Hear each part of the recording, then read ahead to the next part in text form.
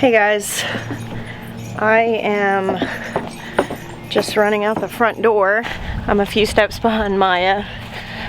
We were just organizing and cleaning and doing what I've been doing this entire week. Maya was helping me today, and Asher came in and said, hey, I don't think that there's supposed to be a pig in the front yard. And there's definitely not supposed to be a pig in the front yard. So I think, I don't know, Maya already had his shoes on, so he ran out the door. I went to get my shoes. We've not really dealt with this very much. Our boar, he's a big Mangalitsa, and he's got a lot of curly hair, which works as an insulator. And just this week he learned that he can get out of the electric fence. So that's not great. Well, it looks like Jeremiah and I just crossed paths without realizing it. He must have gone around the other way. He's going in the barn, I assume, to get some feed to get the boar back in. I'm not gonna get up too close on this hog because he weighs like 500 pounds. There he is. Not where he's supposed to be. We've been discussing loosely, like, reworking our pig program. He just walked back in the fence. We've been talking about it because we lost one of our pigs a couple weeks ago. Actually, I have not put it on a video. I think I discussed it on one of our Patreon lives, or maybe it was a podcast. Oh, he saw me coming. He came back out. He had walked back into his area. We had two old spot sows. One was a gilt. She'd never had babies before, and then our sow, Mama Pig, who we have bred to the Mangalitsa. And we really like the mix, the Mangalitsa old spot mix. You kind of get the marbling of the lard pig with the manga, but it's not too much fat. You know, a lot of people get into raising hogs, and especially with how popular mangas and coonies are. I think maybe Idaho pasture pigs are really high in lard. I don't know, like, people talk about how great those are because of the lard, but if you're expecting pork chops and bacon and big hams and stuff like that, it can be really surprising when you butcher one of those hogs for the first time. And for us, we did the pure mangas for a while, and they're great for like charcuterie, and the lard is fantastic. I mean, if you really want to talk about homesteading, sourcing fat is important. Like, I like researching like World War II and the Victory Garden era, and, you know, like basically how people growing their food like largely influenced the outcome of the war because they were self-sufficient. The one thing that was like the first thing to be rationed, and the one thing that was extremely sparse throughout the entirety of the war, was fat. You know, butter and oil and all of that was very much, y'all, I'm a little bit scared of the pigs, to be honest. Here comes Maya.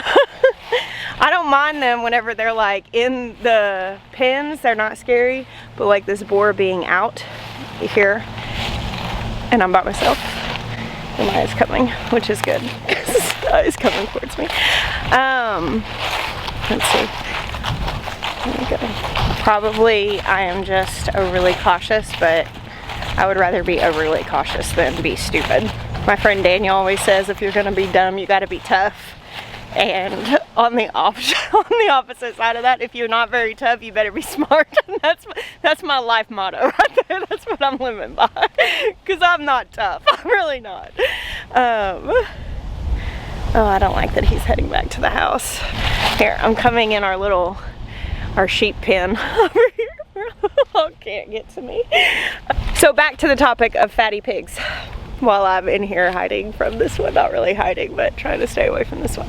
He's not being aggressive at all, but I did tell my kids to stay in the house while this very large boar is out. Lard pigs are really valuable. Fat is really valuable. However, we wanted to find more of a balance where it wasn't so much fat. I think one of the mangas that we processed here at the house, we ended up with something like, I can't remember, like 15 quart jars of lard from that pig, and that was not even counting what we processed into the sausage meat. Jeremiah's gonna laugh at me because he is tough. Oh, he doesn't even see me.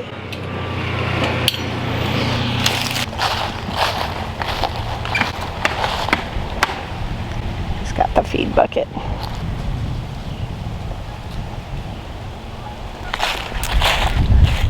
Are y'all following this story? I know it's all over the place. We went from the pure manga after being overwhelmed with that amount of lard, and we were hoping to find kind of a happy medium, that we could have meat that was well marbled for charcuterie, that we could have lard and produce our own like cooking oil and fat here on the farm. But we did want more meat. Like, we wanted to be able to have like solid pork chops, and that's where we were going to do the cross between the old spot and the manga. And we did do 1 litter. We have not processed ours yet. However, a few of our friends who got those feeder pigs from us have processed them and said that they were great. Like, they were lean enough that you actually got substantial amount of meat, but still some lard. So we're thinking, okay, great, this is a happy medium.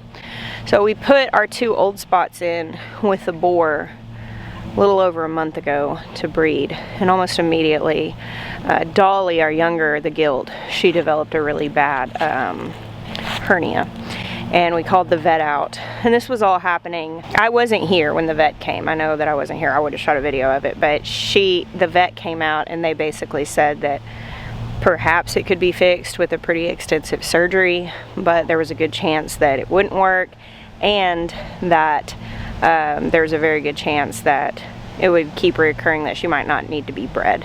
And so it was obvious that she was in a lot of pain, and we decided at that point that she needed to be culled, which was a really hard decision, and it's something that happens on a homestead, especially when you're talking about a breeder animal. I cried and cried. People ask me all the time, like, you name your animals and then you process them, how do you do that?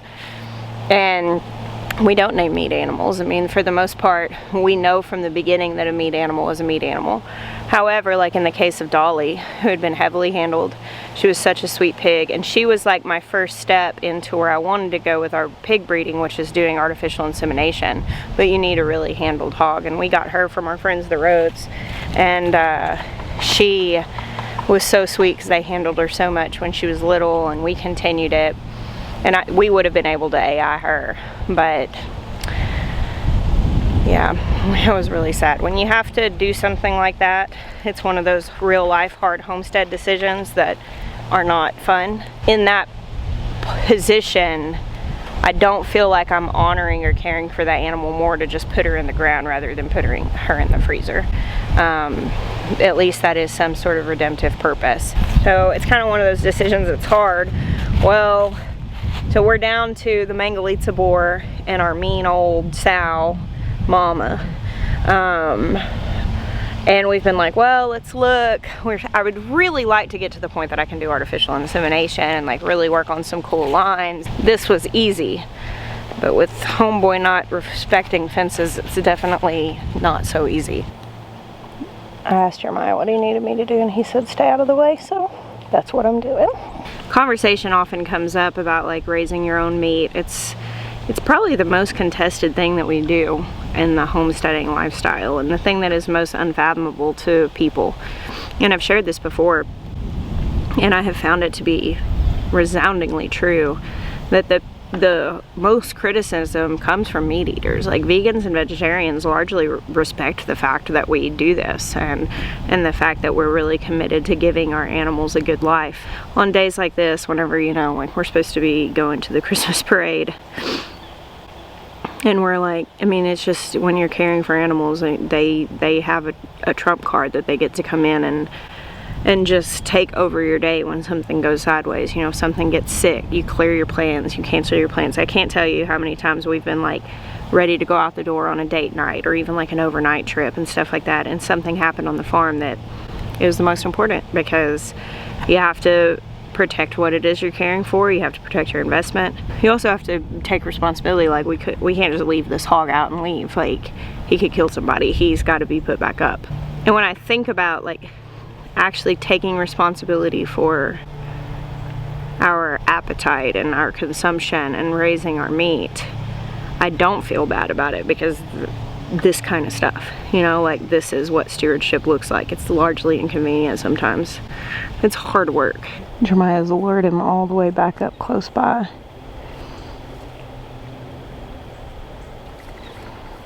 This boar is really docile. He's not like aggressive. He's never charged at us or anything like that.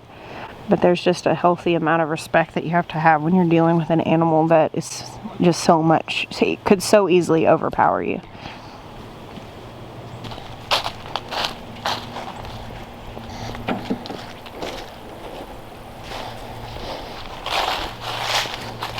Is he just pushing through it? It's grounding out. It's grounding out? Or the battery hasn't gotten enough sunlight, so it's starting to die. Which is why I brought another charger. What do you think? Can you say something that's PG right now? Well, I mean, this is why I put so much time into fencing and fencing solutions, is because this is not enjoyable. Yeah. But this is also why I've always hesitated on doing netting for pigs, because this seems to always be the end result. Yeah. So I'm undecided on what to do. Part of me feels like I need to go to a more permanent with a hot wire approach. But then the fences are stationary, which isn't the best for regeneration. Yeah. But better than chasing a dangerous, massive boar around. Yeah. You know, I don't know. It was a little jarring to see him in the front yard, honestly. Yeah, it's a little weird.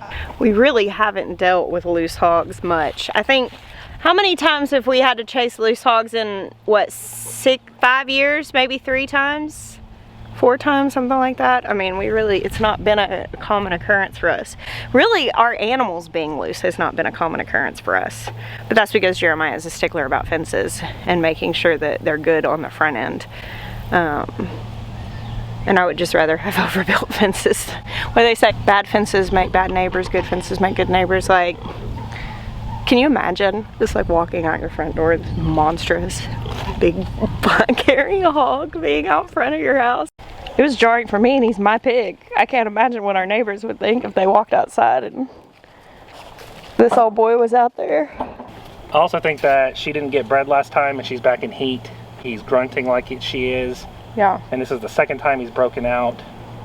But the last time he broke out into her pen.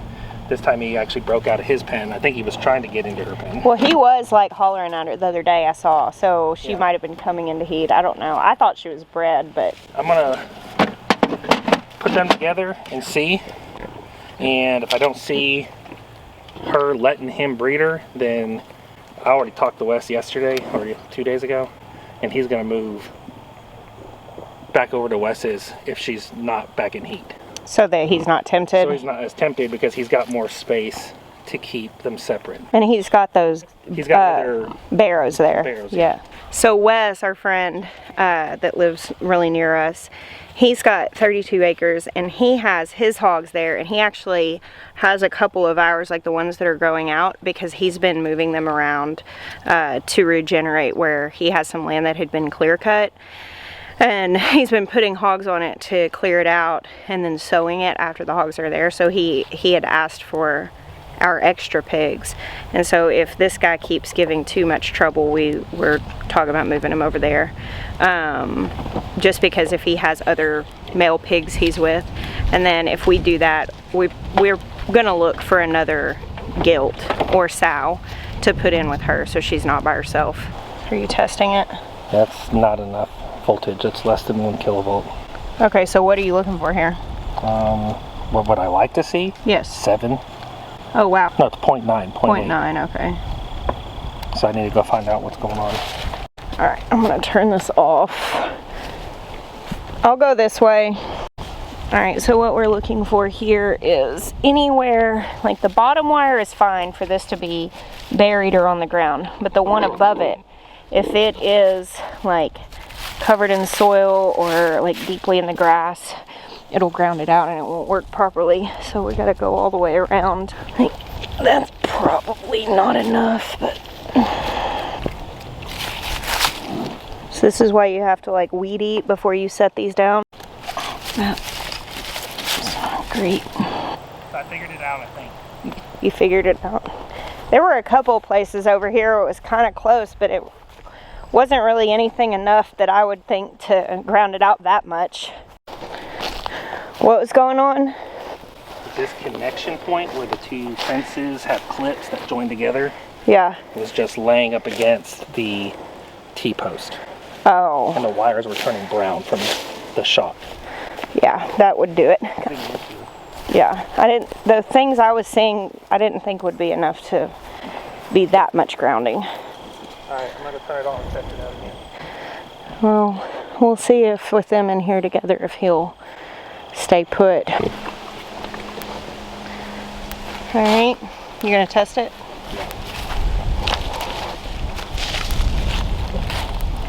Oh yeah.